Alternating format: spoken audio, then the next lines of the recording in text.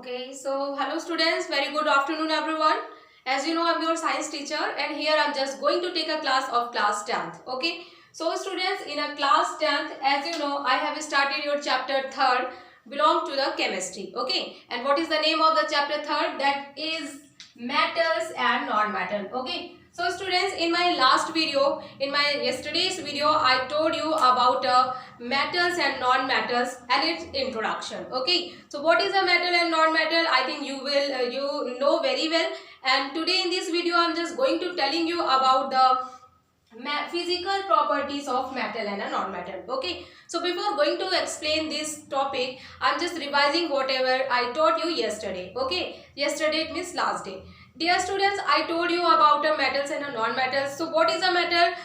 All the elements that make a positive ion during chemical reaction to getting a stability that are known as a metals. Okay, I have given the example like a sodium, like a magnesium. These all are metals. Okay, and what are non-metals? So students, non-metals are those elements which make a negative ion with except during a chemical reaction and make a negative ions, okay, to getting a stability that are known as a non-metal. Okay, this is a definition is given in the point of view their chemical properties.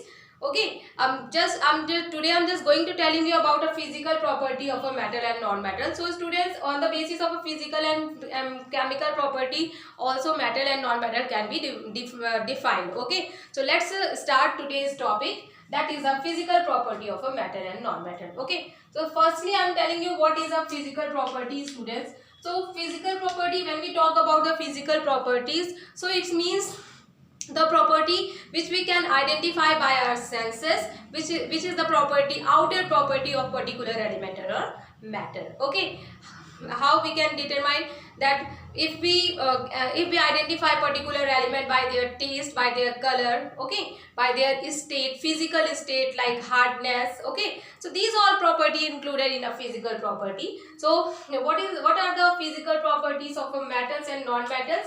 So here I have written these physical properties, and this is very important to according to the exam point of view. Okay, क्योंकि 10th class के बेटा exam में क्या होता है, कभी कभी physical property base में पूछा जाता है कि मेटल अगर ये पर्टिकुलर फिजिकल प्रॉपर्टी शो कर रही है, so why this property shown by a metal और अ नॉन मेटल. ठीक है, तो यहाँ पे I have written the following physical property which is found. तो हम इन्हीं फिजिकल प्रॉपर्टी के according metal and non metal के बारे में स्टडी करेंगे. क्लियर? तो सबसे पहले हम बात करते हैं फिजिकल स्टेट की. Okay, physical state in the sense कि वो किस स्टेट में पाया जाता है, उसका जो फॉर्म होता है वो किस रूप में एग्जिस्टेंस होता है. तो हम बात करें जितनी भी मेटल्स होती है बेटा, वो जनरली क्या होती हैं, वो सॉलिड स्टेट में पाई जाती हैं. ओके, और इसमें भी कुछ एक्सेप्शन है, जैसे मरकरी और गैलियम हम ले रहे हैं. ठीक है, मरकरी एंड गैलियम ये दो आपके एलिमेंट्स हैं जो कि क्या जनरली किस फॉर्म में पाए जाते हैं, लिक्विड फॉर्म में पाए जाते हैं. ओके, मरकरी आपको पता है थर्मामीटर में जिसमें फीवर आप लोग मेजर करते हैं, वो मरकरी ही मैटर होती है जो लिक्विड फॉर्म में रूम टेम्परेचर में पाई जाती है और उसको थर्मामीटर में फिल किया जाता है. ठीक है, अब सेकेंड बात करते हैं नॉन मेटल्स की. बेटा जो नॉन मेटल होते हैं जनरली वो तीनों ही स्टेट में एग्जिस्ट होते हैं. सॉलिड, लिक्विड, सॉलिड में बहुत ही कम मिलते हैं, normally gaseous and liquid, solid, liquid and gas, तीनों ही स्टेट में मिल सकते हैं.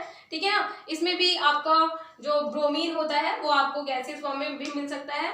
ठीक है, ब्रोमीन लिक्विड फॉर्म में भी मिलता है. ओके, तो जो यहाँ पे मेनली आपको ध्यान रखना है कि जो मेटल्स होती हैं जनरली वो सॉलिड कंडीशन में मिलती हैं, सॉलिड फॉर्म में मिलती हैं, एंड नॉन मेटल्स जो होता है वो तीनों ही स्टेट में मिलती हैं. क्लियर? आप लोग P block element periodic table आप जब लेसन 5 में पढ़ोगे पीरियोडिक टेबल के बारे में, तो आपको पता चलेगा जो ग्रुप हम 13 की बात करें, जो कि यहाँ से बेरिलियम के बाद बोरॉन से स्टार्ट होता है, उसके बाद फिर लेकर के ग्रुप 17 तक और प्लस ग्रुप 18 ऑल्सो.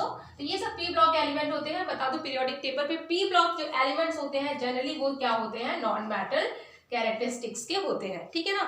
अब दूसरी बात करें, हम एक बात बता दें कि ये जो पीरियोडिक टेबल डिवाइड की गई है वो उसकी फिजिकल और केमिकल प्रॉपर्टी के अकॉर्डिंग ही वहाँ पे एलिमेंट्स का क्लासिफिकेशन किया गया है. तो इसको आप अच्छे से ध्यान रखिएगा. फिफ्थ चैप्टर में हम इसको और भी डिटेल में पढ़ेंगे. ठीक है, अब दूसरी बात करते हैं melting point and boiling point की. ओके, सो बेटा सबसे पहले melting point and boiling point होता क्या है आप सभी को पता ही होगा. Melting point is a temperature of particular element. Melt temperature of any particular element below its atmospheric pressure, that is a melting point. Okay, and boiling point, the boil temperature of a particular element below its atmospheric pressure, that is known as a boiling point. Okay, तो अब हम बात करते हैं बेटा boiling point के लिए. तो बॉइलिंग पॉइंट आपका जो होगा वो मेटल्स एंड नॉन मेटल की बात करें तो जनरली मेटल्स की जो बॉइलिंग पॉइंट होती है, मेल्टिंग पॉइंट होती है, वो हाई होती है, एंड नॉन मेटल की जो मेल्टिंग एंड बॉइलिंग पॉइंट होती है वो लेस होती है. अब कैसे हम बात करते हैं बेटा, तो melting point and boiling point की हम आपको बात करें, जो जनरली मेटल्स होते हैं बेटा वो क्योंकि हार्ड होते हैं, ठीक है, हार्ड होते हैं मतलब वो सॉलिड स्टेट में पाए जाते हैं. ठीक है, तो आपको पता होगा कोई भी चीज अगर हार्ड है या सॉलिड स्टेट में है तो उसको अगर हम लोग को बॉईल करना है तो बॉईल करने के लिए उसके जो पर्टिकुलर एलिमेंट है, जिस पर्टिकुलर सब्सटेंस से मिलकर बना हुआ है, उसके कॉन्स्टिट्यूएंट पार्टिकल के बीच में जो बॉन्ड है, अट्रैक्शन फोर्स है, उसको ब्रेक करना होगा. तब तो वो जाकर के क्या होगा, बॉयल होगा, उसकी स्टेट कन्वर्ट होगी सॉलिड से लिक्विड, लिक्विड से गैस, है ना.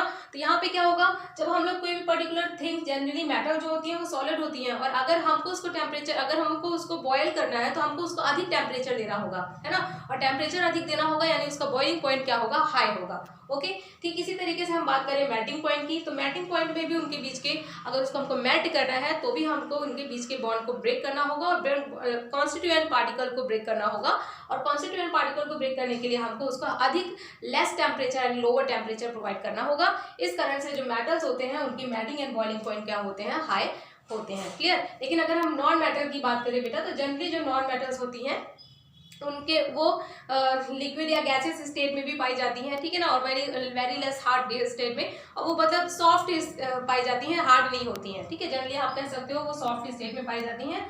तो अब क्योंकि सॉफ्ट है इसलिए कॉन्स्टिट्यूएंट पार्टिकल उसमें लूजली अरेंज्ड है, और लूजली अरेंज्ड है तो उसको हम बहुत ज़्यादा टेम्परेचर उसको बॉईल करने के लिए हमें नहीं देना होगा, और ना ही बहुत ज़्यादा क्या करना पड़ेगा, नहीं बहुत ज़्यादा आप लोगों को लेस टेम्परेचर उसको मेल्ट करने के लिए देना होगा. ठीक है, अब यहाँ पे थोड़ा एक्सेप्शन जरूर है. अगर हम मेटल की बात करें तो बेटा मरकरी क्योंकि लिक्विड फॉर्म में पाया जाता है और गैलियम क्योंकि लिक्विड फॉर्म में पाया जाता है, तो ये बेटा ये जो है ये दोनों ही क्या होंगी, जनरली इनके मेल्टिंग एंड बॉइलिंग पॉइंट क्या होते हैं, लेस होते हैं. तो ये एक्सेप्शन आप याद रखिएगा. ठीक है, इसके बाद भी बात करते हैं हम किसकी, नॉन मेटल की. नॉन मेटल में भी एक्सेप्शन है, जैसे हम डायमंड और ग्रेफाइट की बात करें. ठीक है ना, आपको बता दें नॉन मेटल में डायमंड और ग्रेफाइट क्या होता है, डायमंड एंड ग्रेफाइट ये दोनों ही क्या होते हैं, दोनों ही कार्बन एलिमेंट के क्या होते हैं, आप एलोट्रॉप्स होते हैं. ठीक है ना, और ये जो एलोट्रॉप्स होते हैं, क्योंकि आपको बता दें नॉन मेटल में एक एक्सेप्शन जरूर है.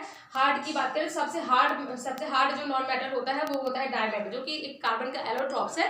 तो ये जो डायमंड है बेटा, इसका क्योंकि ये हार्ड होता है इस कारण से इसका मेल्टिंग एंड बॉइलिंग पॉइंट दोनों ही हाई होगा. अंडरस्टैंड. और इसी तरीके से ग्रेफाइट भी जनरली वो मतलब सेमी सॉलिड स्टेट में पाया जाता है, इस वजह से इसको भी अगर हम लोग को मेल्ट एंड बॉईल करना होगा तो थोड़ा टेम्परेचर अदर नॉन मेटल की तुलना में अधिक देना होगा. ठीक है, तो यहाँ पे हमने आपको दो प्रॉपर्टी एक्सप्लेन कर दी है, बाकी ये आगे अदर प्रॉपर्टीज हैं, डेंसिटी, मेलेबिलिटी, डक्टिलिटी, ये सारी प्रॉपर्टी में एक मतलब आप लोगों को नेक्स्ट वीडियो पे एक्सप्लेन करूंगी.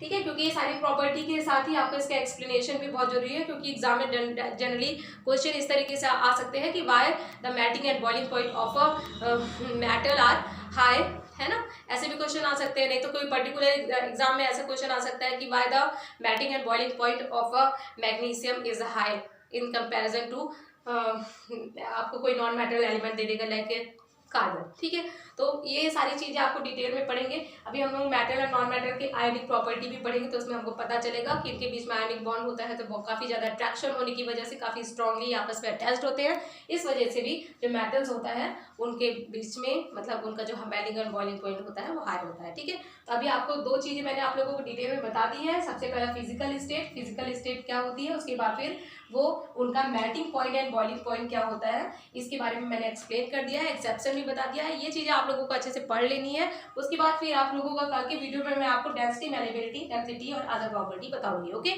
सो this is all about of my today's video. Okay, and this is ending of my today's video. After completing this chapter I will take your online class. If you have any query, so you can ask me. Okay, so this is ending of my class. Thank you and have a nice day.